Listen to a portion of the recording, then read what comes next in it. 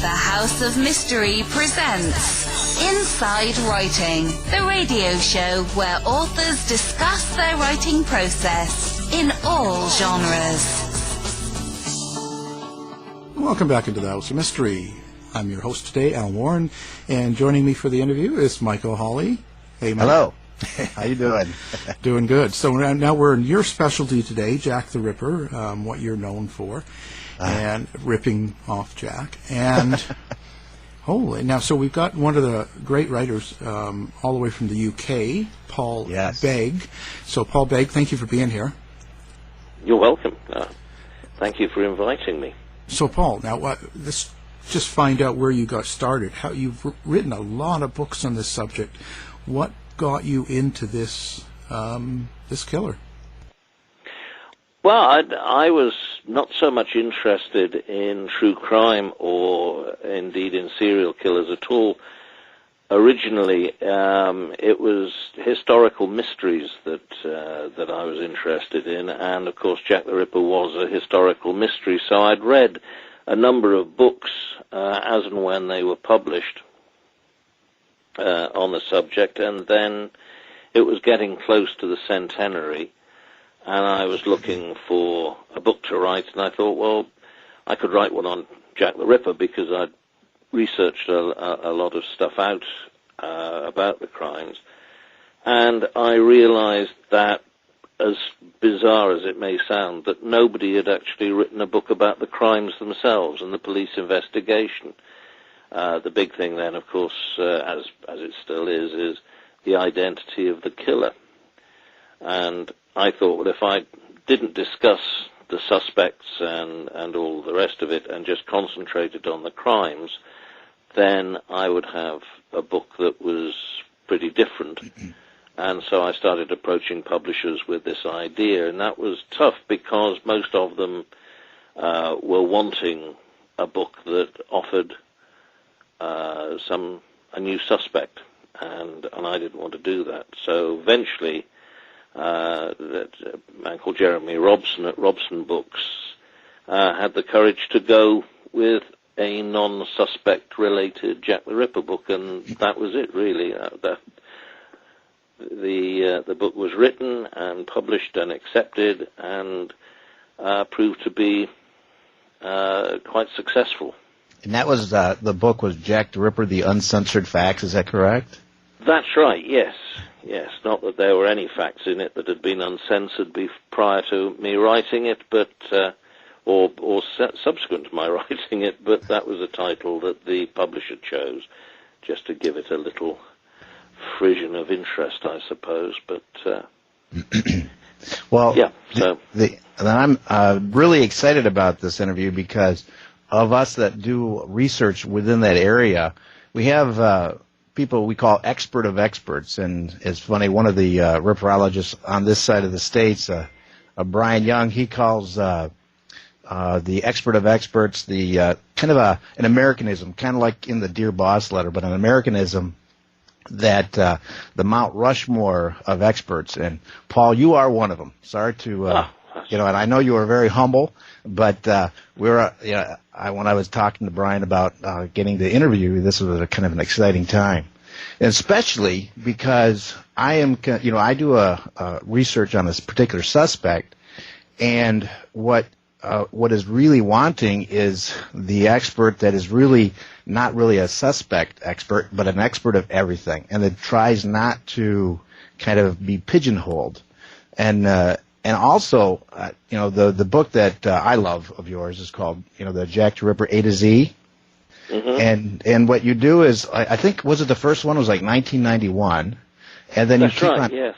And you keep on updating. Yep, well, I'm just working with some colleagues now to do a new update, which should be published hopefully at the end of this year, but I suspect that it will be early next year now because it's just getting bigger all the time. My version is the 1996 one that I have here. So yeah. And then your name, I have Martin Fido's signature. I have Keith Skinner's, but I'm looking for yours. So I'm going to take a trip to the UK someday to get this. Right. So, yeah, it is. I'm impressed that you've got Martin and Keith.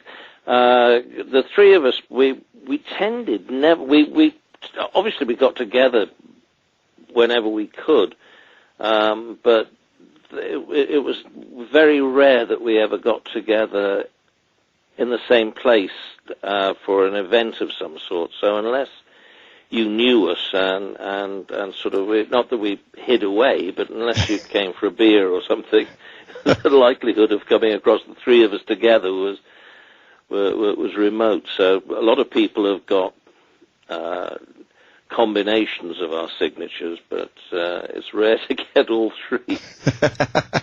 Which I suppose makes the book quite valuable, really.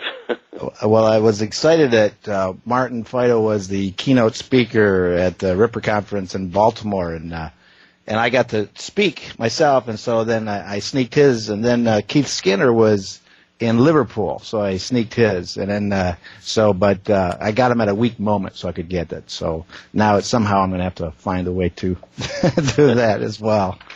But well, I'm available. And what's the nice thing about also within the Ripper research community, we're focusing on a lot of research and then trying to write the best we can. And the exciting thing, and I've talked about this before, my background was I actually did peer review in the physical sciences, and there is a set peer review process, and when we're working in the ripperology community, it's more, we don't have that set. But there's one area where I wanted to take advantage of is we have this niche magazine called Ripperologist, and that's where we get to publish. And so the nice thing also is there is a book reviewer. You might know him, Paul. His name is Paul Begg. Yeah. So yeah. yes. I'm leaning on a pile of his books right now. Yes, and what is intriguing to me is we go through, we wait for you to give us a book review, and why that's important. And this is why your very first book, you said that you wanted to kind of have an unbiased, not focused on any particular suspect.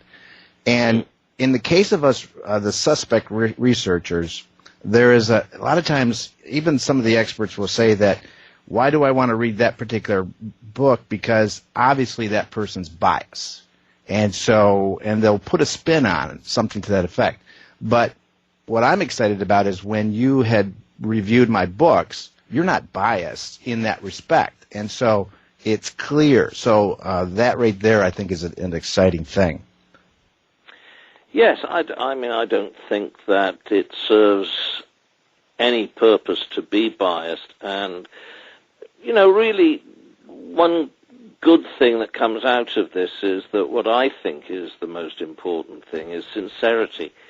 I've worked and helped research books with, oddly enough, some perhaps most controversial, would be books by Patricia Cornwell and right. Shirley Harrison on the Maybrick Diary, and I'm very happy to, as is Keith. We both have worked with Patricia, and she's very honest. She's very sincere. She's very passionate in her belief that Walter Sickert was Jack the Ripper. I try very hard not to favor any suspect, but it's important, I think, to have that freedom of mind, because I can help Patricia research her favored suspect and then help somebody else research theirs. It's the research, it's the information that they gather that's important.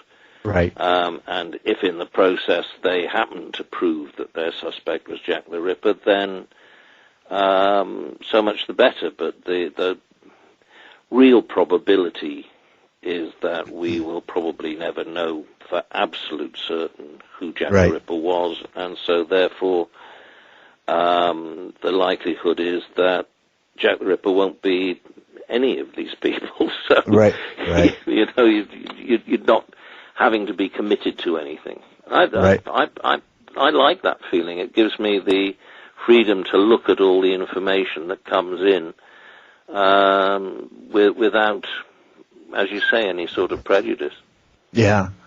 The other interesting thing is when I look at there are a lot of people that have done some credible research, but I have noticed that some when we have a lot of Facebook, social media groups that we're communicating with each other, and some almost stop reading or researching. And the nice thing is because you're doing the book review, you keep up with the material. Question: Has it changed from, let's say, from 1988 to now? Your mind at all on is it still the same for you? The understanding of the Whitechapel mystery? Yes, I think so. I mean, all the time you get new information and you get a new perspective, and I think that's what keeps you going. Mm-hmm. I didn't, 30 years ago, I didn't imagine that I would be, that 30 years down the line, I would still be churning out material about Jack the Ripper, and I've tried to write other things, but people won't let me. But, the thing about Jack the Ripper has always been that we never really had the depth of knowledge, the depth of information about almost anybody, and now we're getting that. The colleague of mine, Adam Wood, has just written this tremendous biography of Swanson, for example, who, as you know, was one of the investigators of the Ripper crime, but a lot of other crimes as well. Right. And that book really sets the bar for police biographies. But the important thing is that now we have a book that gives us a lot of insight into the character and personality of that particular man. Right. And when we come to assess statements that he made, then we are in a better position to be able to assess them properly because we now know more about him.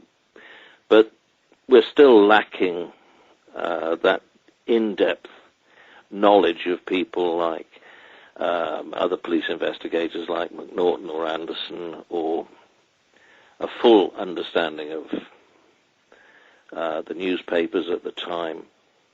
So basically your Jack the Ripper A to Z is going to get thicker and thicker and thicker. It's looking that way, yes. I mean, we're changing the format a lot for the new edition with concentrating on a lot of other things.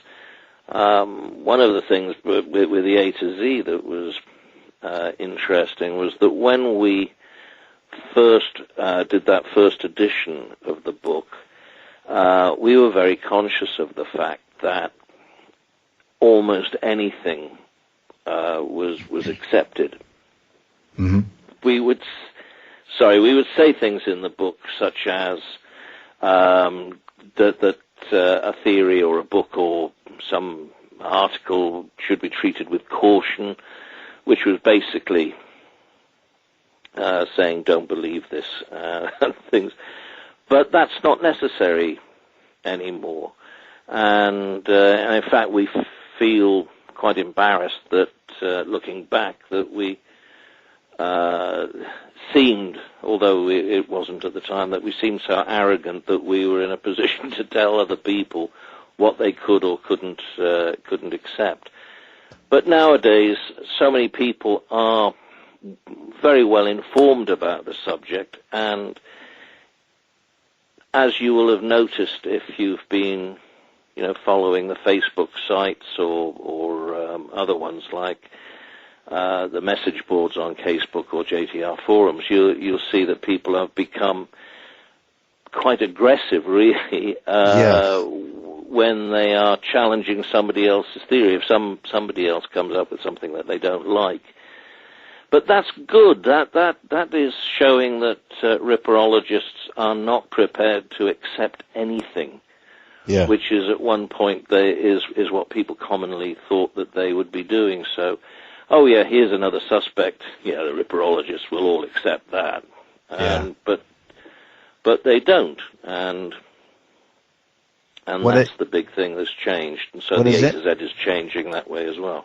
What is interesting about the casebook, and this was a while ago when I was first starting to research, and on casebook, I remember there are certain experts, or they consider themselves experts because, but there's that psychological term called gaslighting, where when someone, here it is, again, today's politics, we see this all the time, but there it is, that the person had said something and then honestly contradicts him or herself, and so convincingly that people that don't, that you almost change, your sense of reality is almost changed. And there was a case where this particular person that was, he was commenting about that, and I remember we had already had this dialogue before, clarified it, but he went right back to the original arguments, and then luckily you stepped in.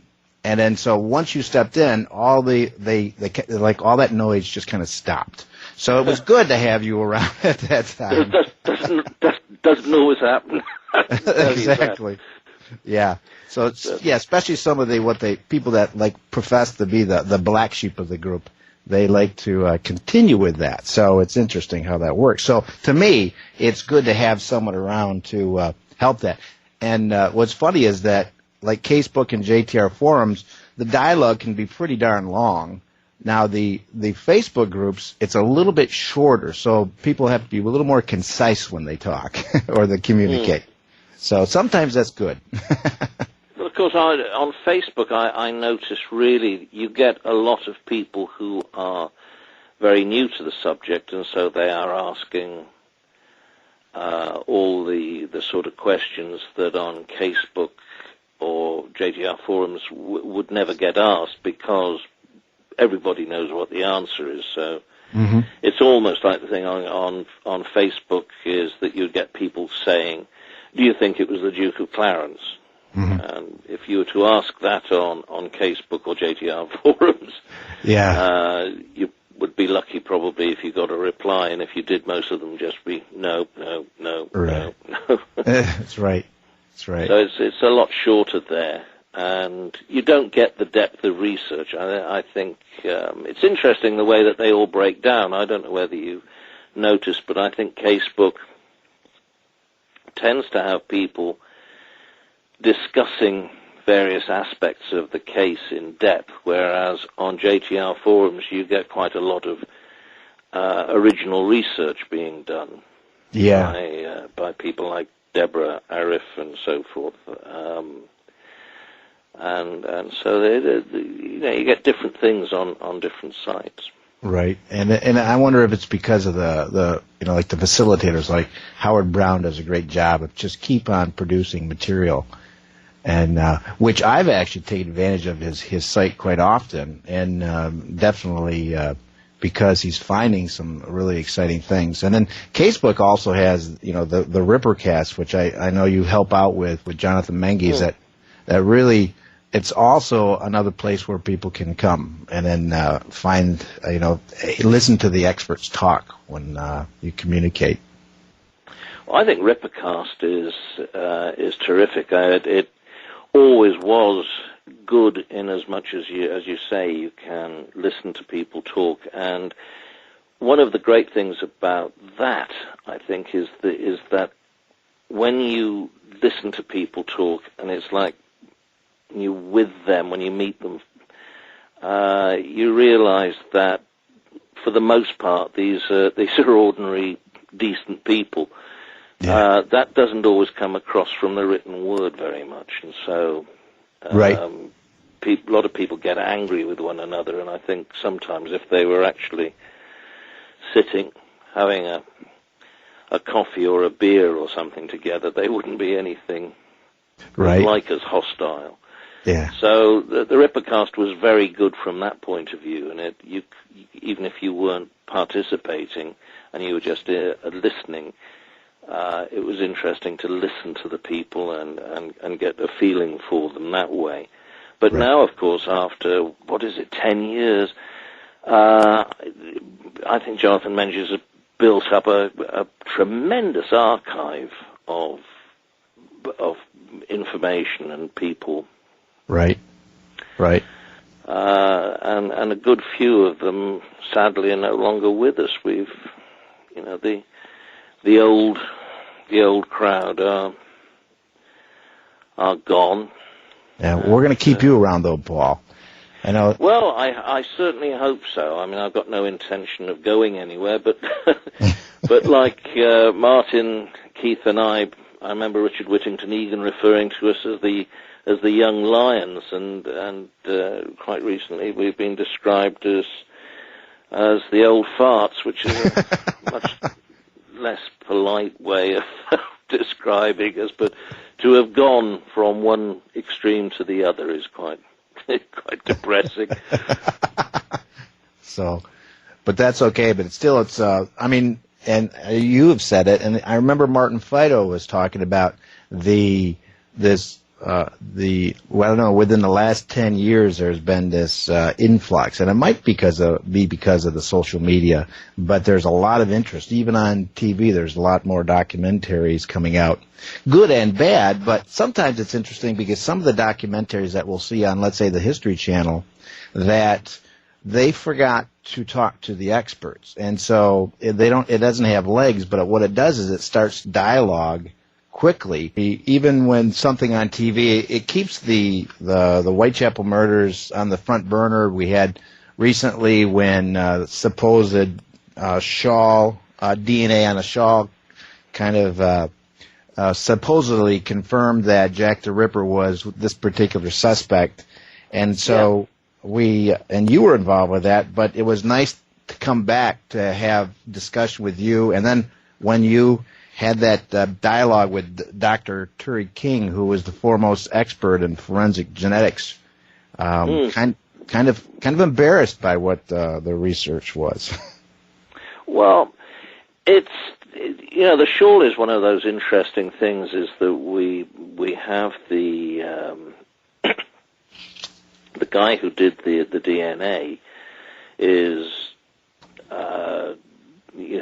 He's fully accredited to do that, and he's university employed and so forth. So there's no reason to suppose that he's lying or doing anything of that kind at all. So he seems to have genuinely got DNA of these individuals from a shawl that, as far as we know, didn't have anything whatsoever to do with a Jack the Ripper murder. Right. So it's kind of strange. I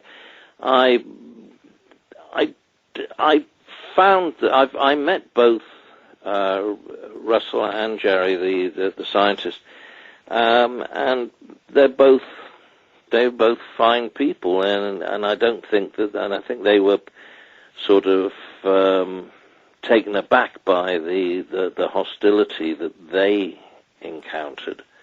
Right. But again, it's down to the fact that people were just not accepting something which they thought could not conceivably be true, and I don't know I don't understand the DNA side of things. So. Right, and I think what Dr. Turi King was talking about was that because it was placed in a peer-reviewed journal, a journal of forensic science, that they would not have hidden some of the data, because peer review means you need peers to review your data.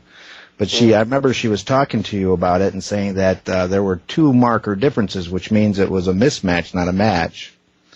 and and she was actually one of the referees prior to putting it in a peer-reviewed journal, and she said that in its how it's written, it's not ready. And so, not that she was just completely rejecting it. She said, and it's written, but they published it that way, and so she was pretty bothered by that, I recall. And then, yes, I mean, she, mind you, I mean, with Turi, when she's talking to you about the DNA, or at least when she's talking to me about the DNA, she might as well have been talking to a brick wall. I mean, it literally all goes over my head. I've got no idea what she's talking about, but it's one of those areas where you have to leave that aspect, I think, to the scientists. When somebody who isn't a scientist on that level gets involved in trying to debate the argument, it becomes a little bit amateurish in a way, I suppose. Well, I bet one particular area was good that it went through the experts, the provenance of that shawl, and that's where we know about, P.C. Amos Simpson was definitely a Scotland Yard patrol constable, but Catherine Eddowes' body was not found in their jurisdiction, and I think you guys had kind of shown that, which was quite an interesting aspect of it. Yeah, well, Amos Simpson was a metropolitan policeman, and Catherine Eddowes, in any event, was murdered within the jurisdiction of the City of London Police, which is an entirely different police force. And so not only would Amos Simpson have had no particular purpose at being at that crime scene, but he was, as you know, the Metropolitan Police District is divided up into areas, and his area was nowhere near the East End. So that was another reason why he wouldn't have been involved. And I can't imagine that the city police would have given a piece of crime scene evidence, right, such as it was, to a metropolitan policeman. That just doesn't seem to make sense at all. Right. And sadly, there's no part of the story to tell us why.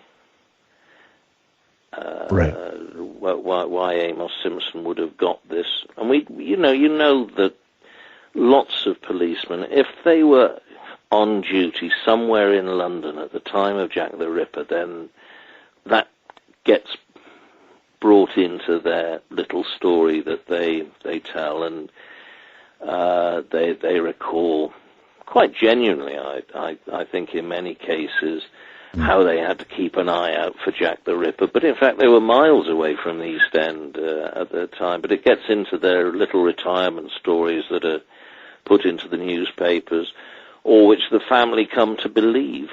Amos Simpson may never have said that this has anything whatsoever to do with Jack the Ripper. He could have said that it was to do with a Whitechapel murder. And the family would just assume. Right. And then continue that way for sure. Yeah. And also the particular suspect involved is actually a credible suspect. So at least we still have kind of discussion with it. I think Kosminski is the one. And that's right, yes. I mean, Aaron Kosminski has been now a suspect, was mentioned in the McNaughton Memoranda of 1892, so he's been around for a long time as a suspect, albeit that we still don't actually know who Kosminski was, although I think it's fairly certain that it was Aaron Kosminski. But okay, I know. And then ideas of Nathan Kaminsky, I think, is another. I think Martin. Yes. Talked about. So it's to me, it's the research what is exciting. When I first got into this, just like most everyone is like, okay, this is kind of a cool mystery. Let's see, what I can do. And but then immediately I realized when I grabbed my first brand new 1996 copy of Jack the Ripper A to Z, I realized, oh my gosh, there is a lot of information here. That there's actually a phenomenal amount of research within one particular suspect, one particular police officer. Every single aspect is being researched. Yes, I think it's one of the exciting things about Jack the Ripper, and I say this all the time, and there's a point that people get bored with it, but what interests me, I think, is that a subject like Jack the Ripper, it gives the opportunity to everybody to look for and research and perhaps find some tidbit of new information, which is always welcome and always interesting. But there are, and getting fewer, I'm afraid, real feathers that people can get to put in their cap by doing their research. I mean, just for example, one would be a photograph of Inspector Aberline. Mm-hmm. We don't have one. Whoever comes up with that will probably be made in Ripper circles for the foreseeable future. Right.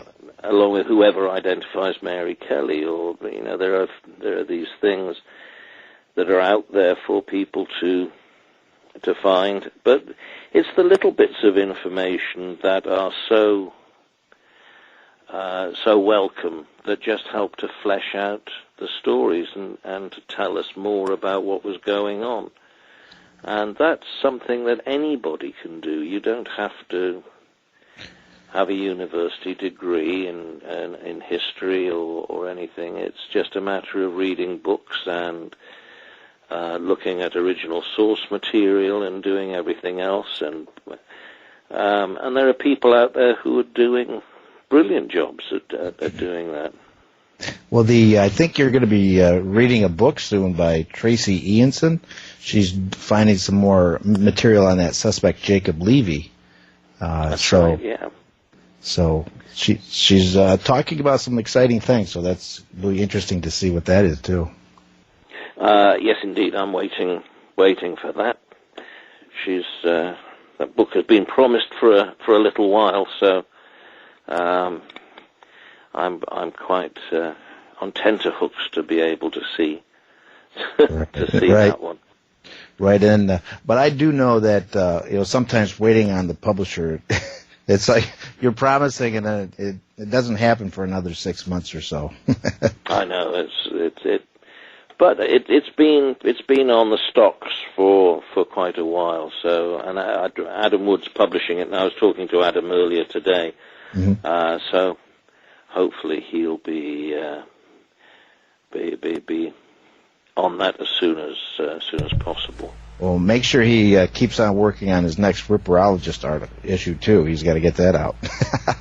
Yes, that's what we were talking about today. Fortunately, the slight delay that he's been going through over the last few months has meant that I was able to finish off another pile of book reviews. So we got a huge book review great section this time around, but not too many Ripper books in it, unfortunately. Mostly related titles, but right.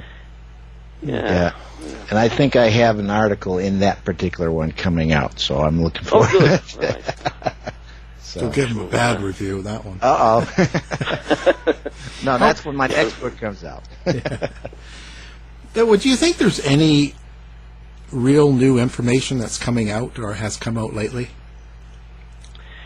Yeah. I mean, there's a lot of stuff coming along. I have to say that I'm very grateful that I've got two co-authors along with Keith on the upcoming A to Z, because it's terribly difficult to try and keep up with all the new stuff that's coming out. It may not be massively important, but there's a lot of fresh genealogical information emerging. People have been doing a lot of research into the so-called non-canonical victims, so they're identifying them and their histories and where they came from. That work has always been going on, but is continuing to go on. And I think that there's a lot in that area. I'm hoping that we will see a lot more emerging as people look at some of the peripheral characters and help to build up the story. An area of particular interest of mine, which I'm getting around to bit by bit, is the way in which Jack the Ripper is I think probably unique in that the impact that he's made on social history, and the fact that we've had United States bomber in the Second World War was called Jack the Ripper. There was a train called Jack the Ripper. There's a toilet spray called Jack the Ripper. A strain of marijuana called Jack the Ripper. I have that toilet spray right in front of me, by the way. I do. I actually have it on a shelf just behind me. They must have done remarkably well with the Jack the Ripper toilet spray. But have all the way in which Jack the Ripper has impacted in that way on things today. And in the Ripperologist, for a long time, every issue we would have various quotes that people had recently, things that people had recently said that involved Jack the Ripper, usually sort of comparisons. But there's no other person, I think, who has made such a big impact on us. You can drink a Jack the Ripper beer. You can go and have, which I don't necessarily approve of, but you can go and have Elizabeth Stride burger. You can do. There are restaurants, there are clubs, there are movies. Jack the Ripper crops up in television programs, and goodness knows how many storylines for television, movies, and everything else have been inspired, if you like, by Jack the Ripper. Yeah. And so there's a huge untapped area there for people to start doing research if they felt so inclined. It doesn't help us identify who the Ripper was, but I'm not that bothered about that aspect of the case personally. I'm just amazed at the way that the Ripper has, as I say, impacted on society. Well, why do you think that is? Like, what is it about the Ripper? I mean, you've reviewed a lot of writers and read a lot about this and written. What is it exactly about the Ripper? Because there's been far worse killers, and there's been far more violent killers and things. But what sticks out about Jack the Ripper that we have spray in our bathroom? I think, I think it all goes back originally to the fact that in 1888, people, senior police officers and members of the judiciary and doctors, they knew about serial killers. They didn't have the terminology that we do today, so they didn't. They didn't start off with. They didn't call them serial killers. They knew about these people, and there was a lot of discussion about them, and they were trying to decide whether it was some sort of moral degeneracy or whatever it might have been. But the average person, the average man in the street, didn't know about serial killing. And the idea with Jack the Ripper was that he murdered women who had nothing. And these murders that had no obvious gain were frightening. And I don't think people really understand just how scared people were in 1888. Yeah. And this was a new and terrifying phenomenon. The idea that there was somebody out there who you'd never harmed, never even met, who wanted to hurt you and even kill you, was, for most people, something that was completely and absolutely new.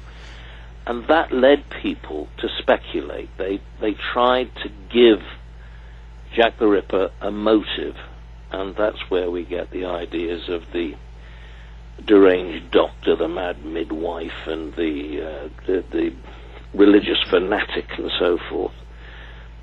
And that's what people did for years afterwards. They would speculate about what sort of person the Ripper was, and that continued right up until really the 1960s, and I suppose one of the last people seriously to do that would have been Robin Odell. He wasn't naming a suspect, an individual, but he was referring to the type of individual that the Ripper might have been. And I think that once that ball started rolling, once the mystery sort of took a hold, then Jack the Ripper, and very, very quickly, I mean, I'm talking about within years of the murders, Jack the Ripper took on another life.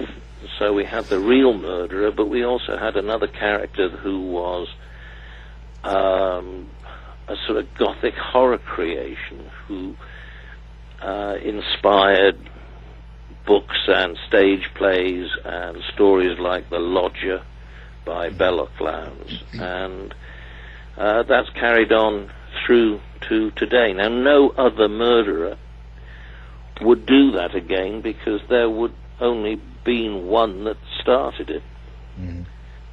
And so, and also history is a fairly arbitrary thing. I often ask myself, of all the marshals in the Wild West, there's only one really that sticks in everybody's mind, and that's Wyatt Earp. And you think to yourself, well, why? He wasn't necessarily the most upright law officer at the time, but he's the one that people remember. It's like Al Capone is the gangster that people mostly remember. And I think Jack comes out of it that way, but I think the whole origin is in the fear that the crimes created at the time, and the way that people subsequently tried to explain and get rid of that fear by providing Jack with what for them was an understandable motive. Within the community, Jack the Ripper community, what is it that makes people so serious? Like their opinion or their idea, their book is the right one and everyone else is wrong. Like they're so aggressive toward each other. Right, Al, mine's right. Remember that. Oh, I'm sorry, Paul. Did I interrupt you? I always let the little people go first. It's easier. I think that what it boils down to be honest, I've thought about that quite a bit now. I think the trouble is that people come to Jack the Ripper and they do their research and they read the books and they think about the books and they think about what they've read, and they decide whether what they've read is right or wrong, and they invest something of themselves into that conclusion. And when that conclusion gets challenged, they take that personally instead of realizing that it's the theory that's been attacked. They think it's them that's been attacked, and it's understandable. We all feel that way, and I think I would certainly do, and I think everybody else does as well. It's very tough to take yourself out of things and say, no, you're actually right there, or I'm sorry, or whatever. People defend their own thinking. They've invested a lot of themselves into it. Fake news. So I think that's one reason why.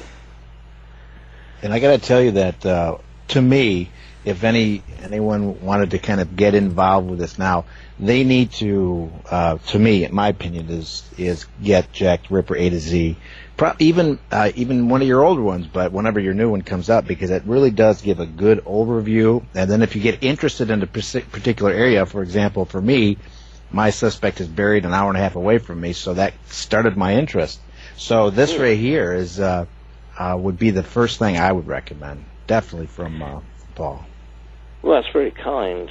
That's very kind. But the interesting thing is that in the early days of when I was getting involved in the subject, I was fascinated by the fact that so many people at that time, and there weren't some back in 1988, there weren't that many books around, but a lot of people like yourself, it's interesting what you just said, they get involved because there is a local connection.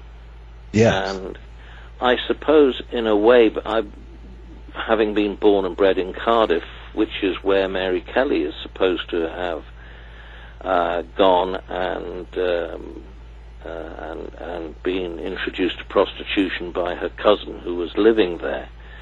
And so I went to the local library and was looking through the local evening newspaper, hoping that the South Wales Echo and the Western Mail would actually be containing it, would have done some research and found out more about Mary Kelly being a local person, which unfortunately they didn't really do. But there were other people who were interested, strangely enough, they became interested in Druid, and through that became interested in the local history of Blackheath, or they were interested in the local history of Blackheath and then got interested in Druid. Right. And so they had a wider range of specialist knowledge about areas, and that was always very useful to have as well, because they knew more about the area than I would have done, and they lived there, and they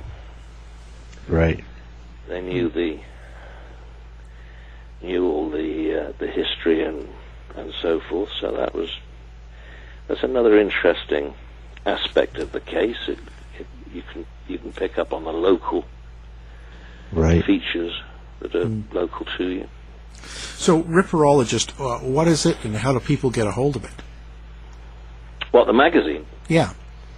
Yeah. Well, Ripperologist started off as the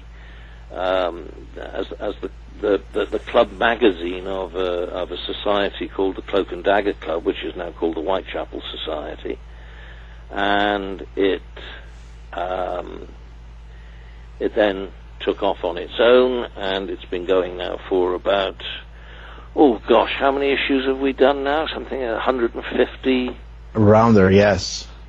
Odd issues, something like that, of 30, 40, 50, 60 pages a time. Yes. And if you look it up on the internet, you'll find the contact details there, and it's free. So all you have to do is subscribe to it and provide your email address, and with any luck, it will duly land on your computer. Yeah, it's not the doorstep. I was going to say doorstep, and I was desperately trying to think of an alternative. Wow. So now you've got several books out. Do you have a website yourself as well, or do they just get it through Amazon? No, it's just Amazon. Okay. Well, perfect. If people are interested, it's I think I'm not sure if they're all still in print anymore. To be honest, I know that. Well, there's still about 10 of them out. And I've even seen your very first 1979 book there too. Yes, that crops up. That's Into Thin Air. That's yes, that's my fond little child looking back on that one. Yeah. Well, Paul, it's been wonderful talking with you, and we'll have your books up on our website so people listening can just go one click and pick up your book. That's good. Thank you. We've been talking Jack the Ripper, and we've had Paul Begg with us. Thank you for being on the show. Thank you, Paul. Thank you for inviting me. Yeah. To find out more about our show, guests, or to listen to past shows from our archive, please go to www.houseofmysteryradio.com. Show's over for now. Was it as good for you as it was for me? Well, good night. This has been a production of Something Weird Media. I'll be back.